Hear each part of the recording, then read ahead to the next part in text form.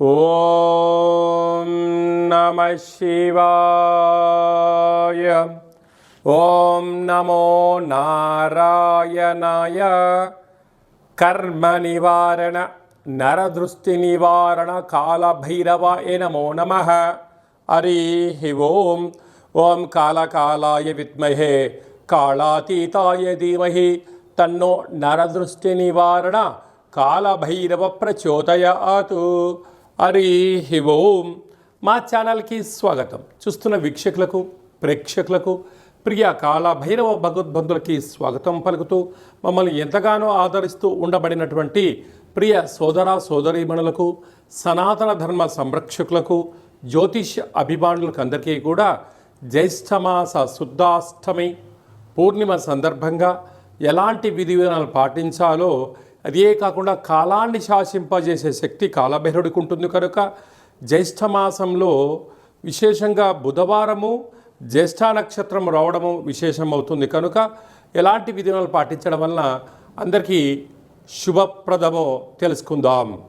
1వ తారీఖు 6వ నెల 2025 నుంచి 15/6/2025 వరకు పుట్టినటువంటి వారందరికీ కూడా ముందస్తుగా జన్మదిన శుభాకాంక్షలు. గతంలో వివాహం చేసుకున్న వారికి వివాహ వార్షికోత్సవ శుభాకాంక్షలు.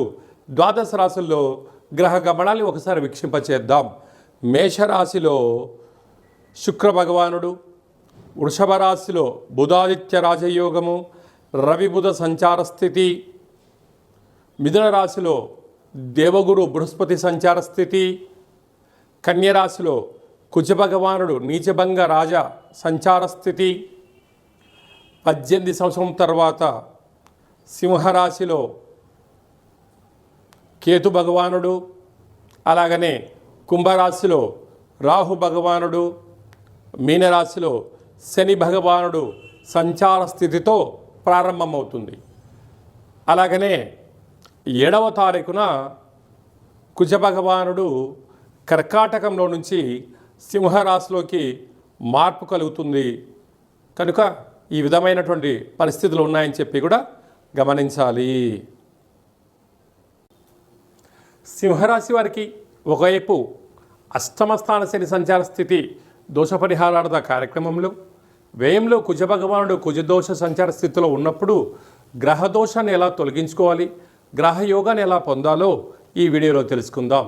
సింహరాశిలో ఏ నక్షత్రాలు వస్తానగా మఖా నక్షత్రంలోని 4 పాదాలు, పుబ్బా నక్షత్రంలోని 4 పాదాలు, ఉత్తరా నక్షత్రంలోని 1 పాదం కలిపితే సింహరాశి.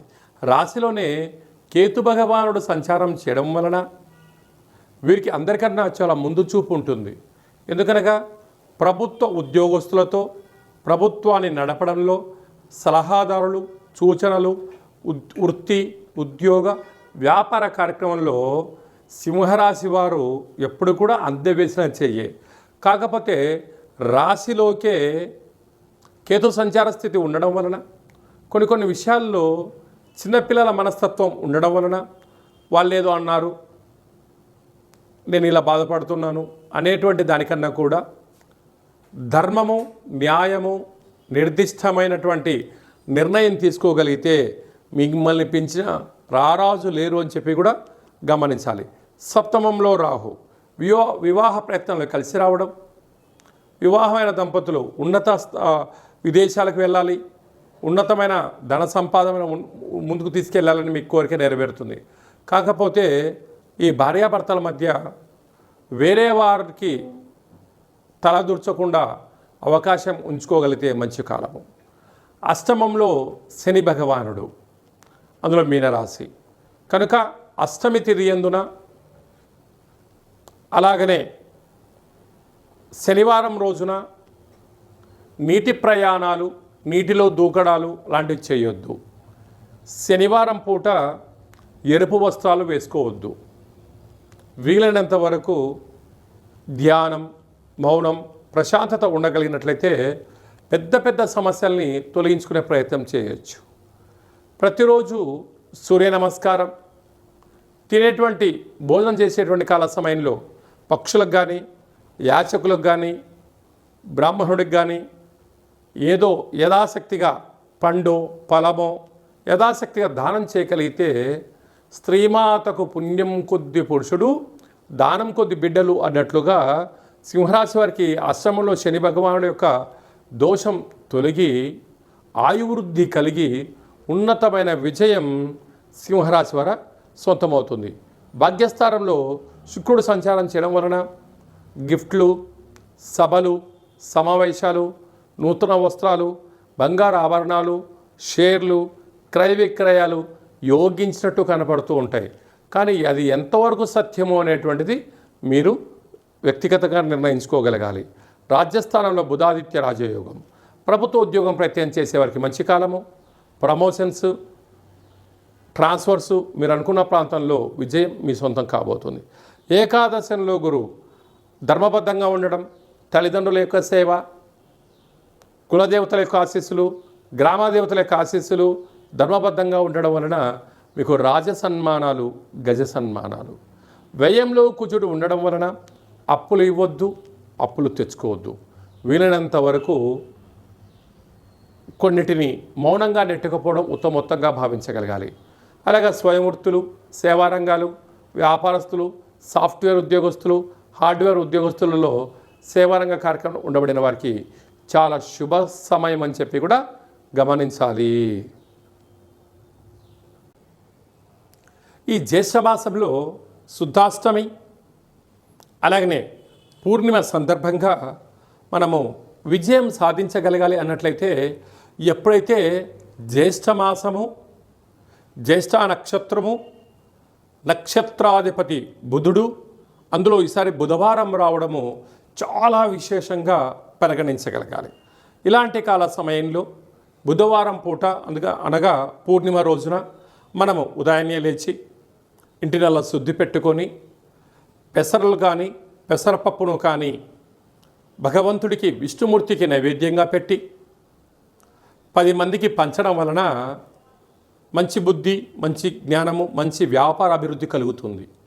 అలాగనే సాయం సంధ్యాకాల సమయంలో ఒక చారడంత పెసరలను కానీ పెసరపప్పు కానీ అలాగా ఆకుపచ్చ కలిగినటువంటి జాకెట్ పీసులో మూట కట్టి ఇంటి గుమ్మానికి, యజమానికి, మన వాహనాలకు, గృహాలకు దిష్టి తీసి అంటే వాటిపైన కర్పూరం బిళ్ళ పెట్టి దిష్టి తీసి బయట పడేయడం వలన వ్యాపార అభివృద్ధి, జన ఆకర్షణ, ధన ఆకర్షణ, జ్ఞానశక్తి కలిగి అపారమైనటువంటి ధన సంపద మన సొంతం అవుతుందని చెప్పి గమనించాలి. అలాగనే ఇక్కడ విశేషంగా జ్యేష్ఠమాసంలో మనకు అలాగనే వేసవి తగ్గి వర్షాకాలంలోకి మనం ప్రారంభం అవుతూ ఉంటాం. ఇలాంటి కాల సమయంలో రోగ నిరోధక శక్తి పెంచుకునేటువంటి ఆహారాలు భుజించడం, పెసరపప్పుతో కూడుకున్నటువంటి ఆహారం భుజించడం, పెసరపప్పుతో కూడుకున్నటువంటి పదార్థాలను దానం ధర్మం చేయడం వలన మంచి ఆరోగ్యము, రోగనిరోధక శక్తి కలిగి సంపూర్ణ ఆరోగ్య స్థితి ఉంటుందని చెప్పి గమనించాలి. అలాగనే వ్యక్తిగత జాతకం తెలుసుకోవాలనుకుంటున్నారా? మీరు పుట్టినటువంటి తేదీ, నెల, సంవత్సరం, పుట్టిన సమయము, మీ పేరు రాసి వాట్సాప్లో మీరు పంపించగలిగినట్లయితే 100 సంవత్సరముల జాతకాన్ని సవివరంగా సంపూర్ణంగా వ్రాసి మీకు అందజేయడం జరుగుతుంది. మీకు పుట్టినప్పుడు గ్రహ గమనాలు ఎలా ఉన్నాయి, ప్రస్తుతం ఎలా ఉంటున్నాయి, రాబోయే కాలంలో ఎలా ఉండబోతున్నాయో వివరించడం కూడా జరుగుతుంది. అలాగే నేను చాలామందికి డేటా బర్తులు లేనటువంటి వారికి మీ పేరు యొక్క మొదటి అక్షరాన్ని అనుసరిస్తూ రాశి యొక్క స్థితిగతులను తెలియచేస్తూ రమణ శాస్త్రం ద్వారా అనగా గవళ ద్వారా కాళభైరవ ఉపాసన చేత భూత, భవిష్యత్, వర్తమానాన్ని తెలియజేయడం జరుగుతుంది.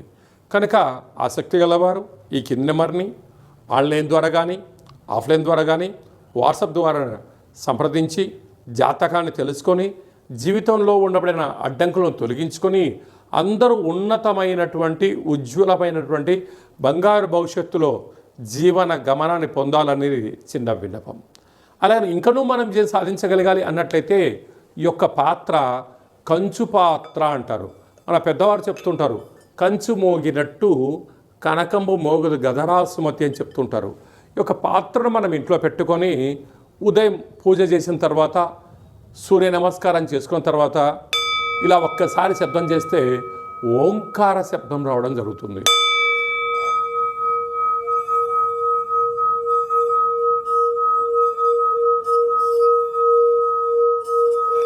ఈ యొక్క శబ్ద తరంగాల్ని ఇంట్లో సృష్టించడం వలన మనిషి శరీరంలో ఉండబడినటువంటి 7 చక్రాలు వికసింపచేయడం, ఇంట్లో ఉండబడినటువంటి దరిద్ర దేవత బయటికి వెళ్ళడం, లక్ష్మీదేవి గళ్ళు గళ్ళుమంటూ ఇంట్లోకి రావడం, విద్యార్థులు మంచి చదువు, ఉద్యోగం రాని వారికి ఉద్యోగము, వ్యాపార ఆకర్షణ, జనాకర్షణ కలిగి మనం అనుకుంటున్న అన్ని పనులు విజయం సాధిస్తామని చెప్పి గమనించాలి.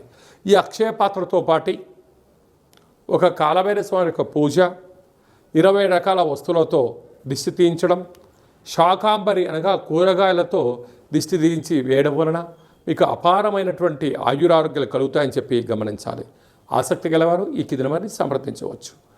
కనుక ఈ జ్యేష్ఠమాసంలో అందరికీ శుభం, జయం, లాభం కలగాలని కోరుకుంటూ ఆశీర్వచనం. ఓం శతమానం భవతి శతాయు పురుష సతేంద్రియ ఆయుష్యేవేంద్రియే ప్రతిష్టతి. ధనం ధాన్యం బహుపుత్రలాభం శత సంవత్సరం దీర్ఘమాయు. సర్వే జనా సుఖినో భవంతు.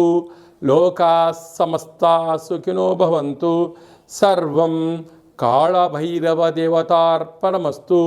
హరి ఓం. ఈ వీడియో మీకు నచ్చినట్టయితే లైక్ చేయండి, షేర్ చేయండి, మా ఛానల్ని సబ్స్క్రైబ్ చేసుకోండి. మేము చేస్తున్న ఆధ్యాత్మిక వీడియోలు అందరికన్నా మీరు ముందుగా చూడాలనేటువంటిది మా విన్నపం.